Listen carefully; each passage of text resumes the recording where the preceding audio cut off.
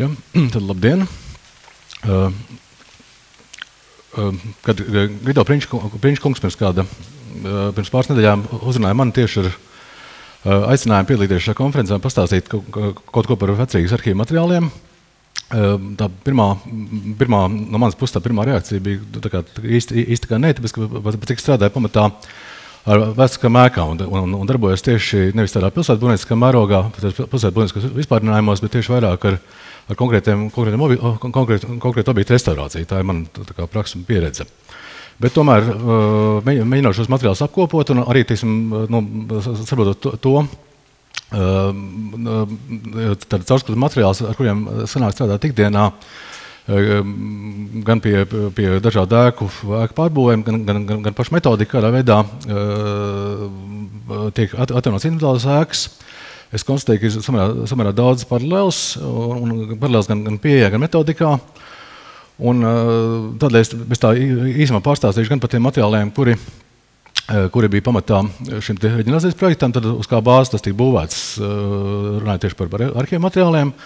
Un arī pieskaršos tam, kā šos materiālus, kā tie tikuši izmantoti tīri projektēšanas praksē, un kādas varbūt iespējas būtu mūsdienās joprojām tos turpināt izmantot. Tātad vecrīgas reģionalizācijas projekts darbība pie viņa netika uzsākta tukšā vietā, tad līdz tam bija jau veikts ļoti dažādas gan kvartāla vēsturiskās izpētes, gan Restaurācijas institūts savā laikā darbojās ar vēsturiskām ēkām un veids gan pilsētbūvniecības pētījums, gan arī bija apzināti dažādi veidi arhīvu materiāli. Tos, ka mēs redzam šeit, ar kreisā pusē ir fragments no reģionalizācijas projekta, kur ir šī saucās vecrīgas rekonstrukcija kapitālisma periodā, bet būtībā tas plāns ir diezgan tieši balstīts uz 73. gadā pirms tam veiktās kvartāla inventarizācijas anketas. Šajā attēlā ļoti slikti to redz. Tas ir viens kvartāls, kur redzamas ir, tad bija veikts, vecrīga bija sadalīta kvartālos. Katram kvartālam bija izstrādāts kvartāla izpētes sējums, kurā bija veikta gan šo vēsturisko, gan ēku vēstures apkopojums, bija nokartētas sadalītas vēsturiskās ēkas pa periodiem, un veikt arī iepriekšēju šo ēku novērtēšanu. Un tas savā ziņā bija ļoti labs un stabils pamats tālākiem plānošanas procesiem, tālākam analītiskam darbam, ko stāstīja Caunas kundze. Kas jādara, lai viņš iet priekšā. Tad pamatā šiem gan kvartāla izpētēm, gan arī attiecīgi secīgi tālāk reģionalizācijas projektam bija tādi 4 diezgan fundamentāli plānu materiāli, no kuriem pēc būtības tie visi balstās uz šo plānu. Tad, ja pieminēto Katrauska 858. gada ģeodēzisko plānu, kas ir pirmais tiešām ģeodēzisks uzmērītais plāns, un kas joprojām ir ļoti precīzi, arī viņi savietojot mūsdienās ar mūsdienu topogrāfisko situāciju, šo savietojumu samērā viegli izdarīt. Uz šī plāna bāzes 20. gadsimta vidū vēsturnieks Jānis Straubergs bija izstrādājis tā saucamo Rīgas rekonstrukciju, tā teorētiska rekonstrukcija ap 1500. gadu, kur uz šī paša plāna, uz šī 858. gada plāna bāzes bija it kā atpakaļ sadalīti kvartāli bija sadalīti gruntsgabalos, un uz tiem bija attēlotas, izejot no arhīvu aprakstiem, bija sadalītas parcelācija un ēku tipi, ēku tipoloģija. Tad šāds plāns, viņš ir tā rekonstrukcija, ko ir veicis vēsturnieks, pametot uz arhīvu materiāliem, to dalot pēc šī 858. gada plāna. Un tomēr neskatoties to, tas plāns, tieši kvartāla izpētēs, tas ir pirmais plāns, ka šajās kvartāla izpētēs vienmēr ir iekšā, kur attiecīgi kvartālam kaut kāds fragments ir izdarīts tā daļa, piemēram, un tas Strauberga plāns, kas ir tā kā atskaites punkts katra kvartāla, kas ir bijis atskaites punkts katra kvartāla, katra gruntsgabala izpētēji. Plāns, kurš šeit kā laikam diezgan tumšs ir redzams, un pie kura vēl mazliet tālāk pieskarsimies, tas ir 1823. gada Rīgas inženieru komandas sastādītais vecrīgas plāns, kas bija vesels pasākums, kas bija domāts Rīgas maketa izbūvēja. Rīgas maketa izveidošanai, tad šeit ir plāns, un tālāk šiem plānam seko tālāk vasāru notinim, pie kuriem pieskārsim mazliet tālāk, bet arī šeit ir redzama ļoti labi šī vecrīgas struktūra. Un tad vēl no arhīva materiāliem, kas izmantot anketās, diezgan plaši ir 826. gada plāns, viņš šeit bija izstādīts priekšā.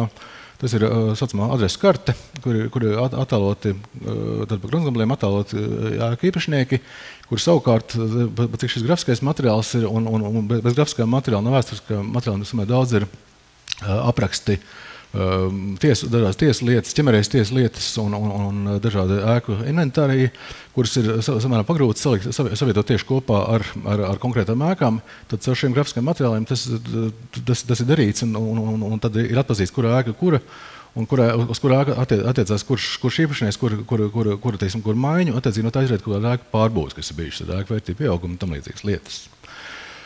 Plāns, kas arī šeit ir priekšā izstādīts, tas ir vecākais Rīgas grafiskais attēlojums plānā, tas ir 1650 gadu tapušais Morera plāns, kurā tad ir attēlot Rīga nozetniem vaļņiem, un vēl pirms tam ir tapis, kas ir vispār vecākais Rīgas attēls, ir 1612. gadā šeit neliels fragments, un tā ir tapus Rīgas perspektīva, tad Rīgas gravīra, kas ir Henrika Tūma zīmētā Rīgas gravīra, tad panorāma, kura varbūt nav tik precīza topogrāfiski un ģeodēziski, nav tik precīza, bet savietot kopā šos divus materiālus ir ļoti daudz, īpaši sabiedriskās ēkas, kuras ir iespējams diezgan precīzi atpazīt, un es tālāk rādīšu piemērā, kur tas ir darīts, kur šie Tūma gravīras tie ēku apjomi ir savietot ar plānu, un attiecīgi no tā var izdarīt kaut kāds secinājums, kā šīs ēkas tajā laikā iztīšās, un attiecīgi tālāk izdarīt secinājums, kā šīs ēkas ir vēlākā laikā pārbūvētas. Jau pieminētais Katarovs, šis 858. gada ģeodēziskais uzmērījums, tās ir planšetes, no kurām arī viena šeit bija priekšstāvā, es pamanīju, tas kopslēguma planšete. Un pats plāns ir apmēram izmērā, 60 centimetri, atrodas šeit Rīgas vēstures kuģniecības muzejā, kurā ir ļoti smalki un sīki izzīmēti visi vecrīgas kvartāli un visi vecrīgas gruntsgabali. Un ēku robežas ir atsevišķi iezīmētas mūrēkas, kokēkas, ir kvartāla numuri, tad šeit ir policijas numuri, kas ir kvartāliem bijuši pirms adreses laikā. Tad bija policijas numuri un gruntsgabala numuri. Un šis plāns, kā Eicāns kundze rādīja, izmantots ir vecrīgas reģenerācijas projekta pamatā. Tieši tā iemesla dēļ, ka tas ir pirmais plāns, kur var diezgan precīzi savietot ar mūsdienu uzmērījumiem. Nākušais materiāls, arī vienlaicīgi pirmais cilvēks, kurš šo plānu izmantoja šādai savietošanai, bija pilsētas mērnieks Rihards Štegmans, kurš gatavojot 889. gadā gatavojot materiālu konferencei, tad viņš bija pilsētas mērnieks, viņš strādāja pilsētā kā mērnieks attiecīgi un piedalījās pilsētas attīstības plānu izstrādē.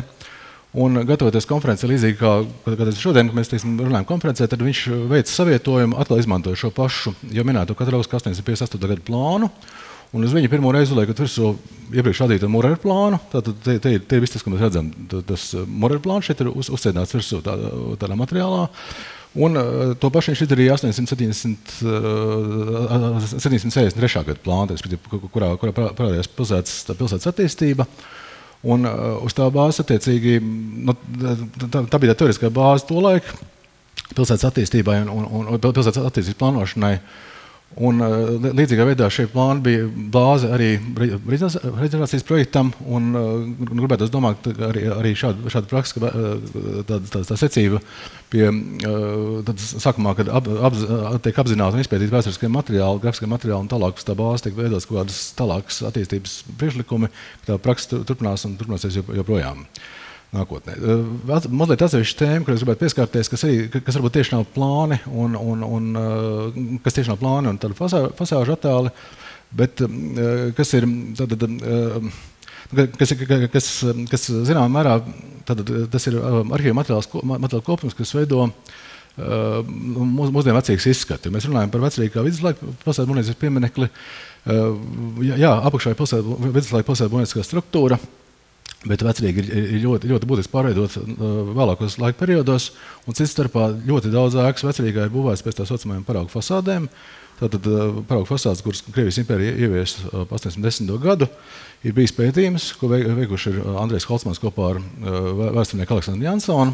Šis plāns publicēts, tad ir atzīmēts visas ēkas, kurās viņi savā laikā saskatīja paraugu fasāžu pazīmes. Tātad paraugu fasādes, kas bija gatava recepti, gatavs rasējums, kuru, attiecīgi, tam ēku būvniekam vajadzēja tikai piesaistīt vietai. Viņš būvvalde iesniedz skaņošanu ēkas plānu un atsaucās fasādes numuru, pēc kura viņš grasās šo fasādu būvēt.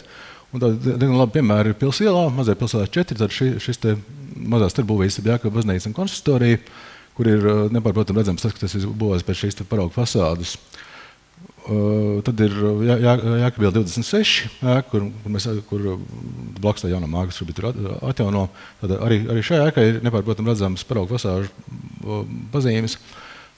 Kaut kas tad bišķi, laikam, aizskaies priekš, bet jā, un vēl virkni ēku vecrīgā, kāpēc tas būtu svarīgi un kāpēc tas ir interesanti, tas vienkārši ļauj šīs ēkas izprast un identificēt, kādas tās ēkas ir izskatījušās.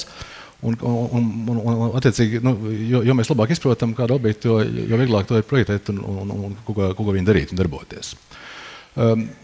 Ja radītais 823. gada fasāžu notinuma materiāls, kas ir savā ziņā unikāls, ka viņš ir saglabājies, unikāls, ka viņš ir pieejams Rīgai. Tad ir kvartāli, šeit ir plāns ar kvartāliem, kur droši vien tālāk sadaļu neredz, bet tad ir kvartāla plāns. Un ir fasāžu notinuma planšetes, kuras neatrodas Rīgā, tas atrodas Pēterburgā. Rīgā ir pieejami melnbalti un krāsaini melnbalti attēli un krāsaini diapozitīvi, un kurā ir attēlot visu vecrīgas kvartāli, gan esošie, gan zudušie, un kas dod diezgan precīzi informāciju par to, kā vecrīga ir izskatījusies 19. gadsimta sākumā.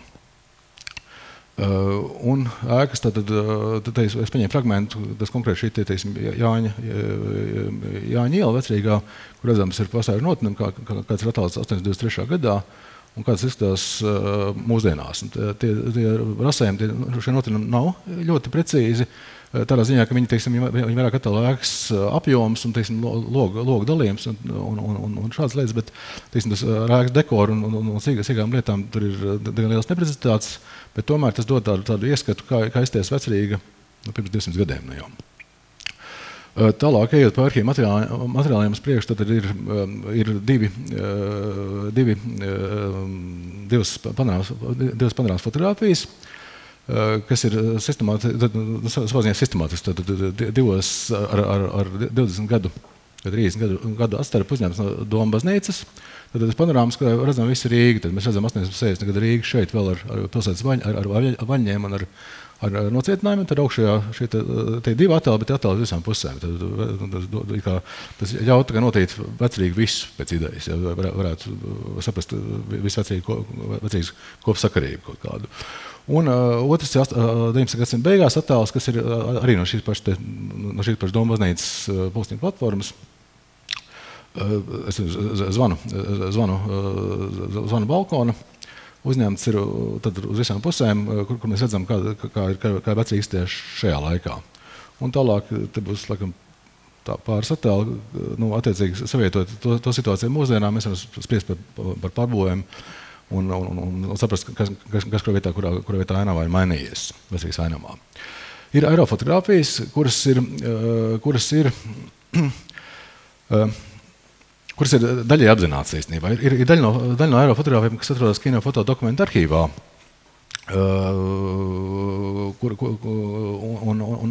Tad pamatā, kas ir uzņemts kara vajadzībām savā laikā, tad šī konkrēti 27. gada aerofotogrāfija Ir diezgan unikāls materiāls, ir 38. gada aerofotogrāfijas tāds planšets ar kopēju mozaiku, kur vecīgi kopumā fiksēti ir. Mēs redzam vēl visu ēkas uz vietas, teiksim, tas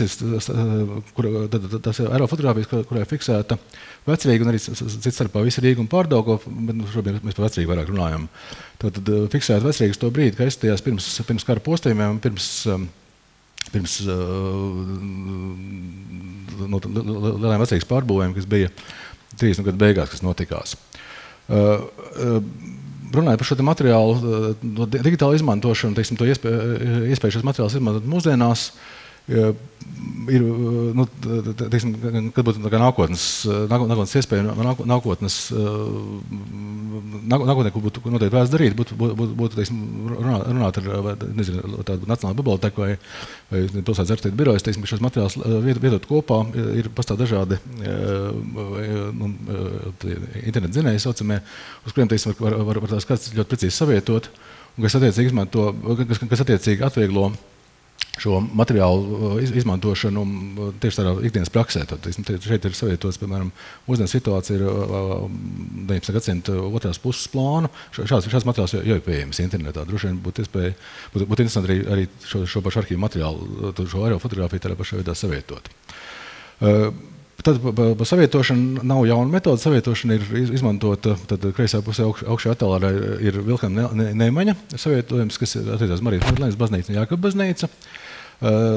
Šeit lejā ir Tatjana Vītolas savietojums, kur savietota šīs 615. gada šī gravīra savietot ar kvartāla plāniem, attiecīgi analizējot ēku, analizējot apjomu attīstību šajā gruntsgabalā. Šeit ir digitāla savietošana bija veikta 2000 gadu pirts Svarvīksnes teritorijā, arhitekta birojas nams bija veidojis tādu, šos pašus fasāžu notinot bija salicis kopā.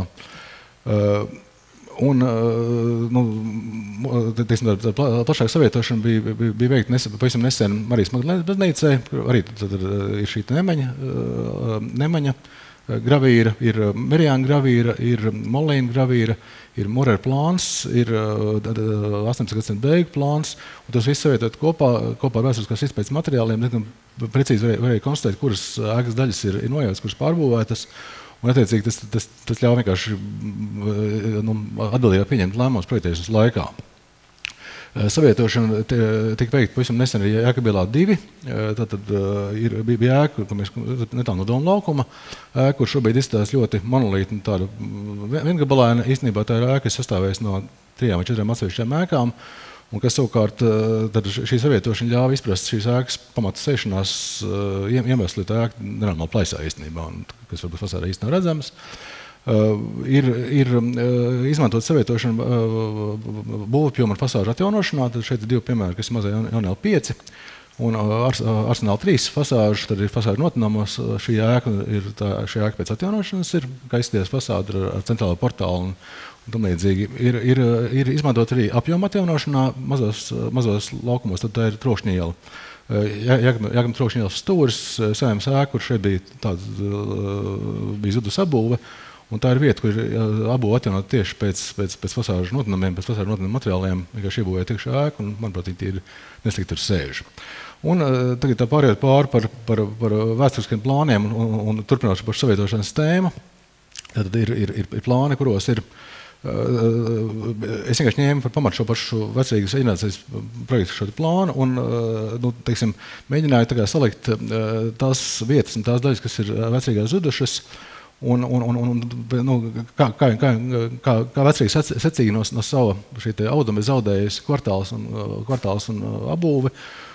Ja sagotnē tas sākās tā nevainīgi un tā pamazam sākās, tad bija kaut kādas kvartāla iela iztaisnošanas projekti, un teiksim, bija kaut kas, ko mazliet gribēju palabot. Tas ir redzams šajā Štegmana plānā 89. gadā. Tad nāca 30. gads, kur apzināti nojauc abūvi, lai atbrīvot vietu kaut kādām ēkām. Tad 19. gadsimta beigās, 20. gadsimta sākumā tika veikta ēka pārbūve, tā skaitā jaunāka būvniecība 2040. gados, kur mainījās vecrīgas mērogs būtiski. Virkne ēka tika pārbūvēta, virkne ēka tika pārbūvēta, tad nāca karš, kurš nopūstīja diezgan lielu daļu no Vecrīgas.